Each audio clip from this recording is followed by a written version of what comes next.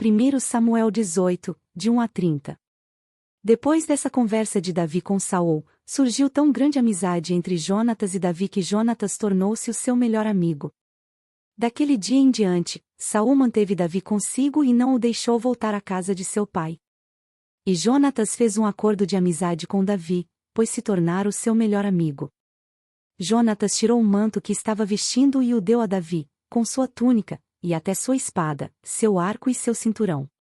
Tudo o que Saul lhe ordenava fazer, Davi fazia com tanta habilidade que Saul lhe deu um posto elevado no exército. Isso agradou a todo o povo, bem como aos conselheiros de Saul. Quando os soldados voltavam para casa, depois que Davi matou o filisteu, as mulheres saíram de todas as cidades de Israel ao encontro do rei Saul com cânticos e danças, com tamborins, com músicas alegres e instrumentos de 3 cordas. As mulheres dançavam e cantavam. Saul matou milhares. Davi, dezenas de milhares. Saul ficou muito irritado com esse refrão e aborrecido, disse: atribuíram a Davi dezenas de milhares, mas a mim apenas milhares. O que mais lhe falta senão o reino? Daí em diante Saul olhava com inveja para Davi. No dia seguinte, um espírito maligno mandado por Deus apoderou-se de Saul, e ele entrou em transe em sua casa, enquanto Davi tocava a harpa, como costumava fazer. Saul estava com uma lança na mão e atirou, dizendo: encravarei Davi na parede.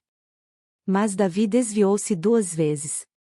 Saul tinha medo de Davi porque o Senhor o havia abandonado e agora estava com Davi. Então afastou Davi de sua presença e deu-lhe o comando de uma tropa de 1000 soldados, que Davi conduzia em suas campanhas. Ele tinha êxito em tudo o que fazia, pois o Senhor estava com ele. Vendo isso, Saul teve muito medo dele. Todo Israel e todo Judá, porém, gostavam de Davi, pois ele os conduzia em suas batalhas. Saul disse a Davi: aqui está a minha filha mais velha, Merabe. Eu a darei em casamento a você, apenas sirva-me com bravura e lute as batalhas do Senhor. Pois Saul pensou: não o matarei. Deixo isso para os filisteus. Mas Davi disse a Saul: quem sou eu, e o que é minha família ou o clã de meu pai em Israel, para que eu me torne genro do rei? Por isso, quando chegou a época de Merabe, a filha de Saul, ser dada em casamento a Davi, ela foi dada a Adriel, de Meolá. Mical, a outra filha de Saul, gostava de Davi. Quando disseram isso a Saul, ele ficou contente e pensou: eu a darei a ele, para que lhe sirva de armadilha, fazendo-o cair nas mãos dos filisteus. Então Saul disse a Davi: hoje você tem uma segunda oportunidade de tornar-se meu genro. Então Saul ordenou aos seus conselheiros que falassem em particular com Davi, dizendo: o rei está satisfeito com você, e todos os seus conselheiros o estimam. Torne-se, agora, seu genro.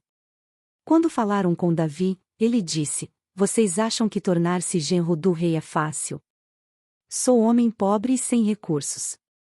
Quando os conselheiros de Saul lhe contaram o que Davi tinha dito, Saul ordenou que dissessem a Davi: o rei não quer outro preço pela noiva além de 100 prepúcios de filisteus, para vingar-se de seus inimigos. O plano de Saul era que Davi fosse morto pelos filisteus. Quando os conselheiros falaram novamente com Davi, ele gostou da ideia de tornar-se genro do rei. Por isso, antes de terminar o prazo estipulado, Davi e seus soldados saíram e mataram 200 filisteus. Ele trouxe os prepúcios e apresentou-os ao rei para que se tornasse seu genro. Então Saul lhe deu em casamento sua filha Mical.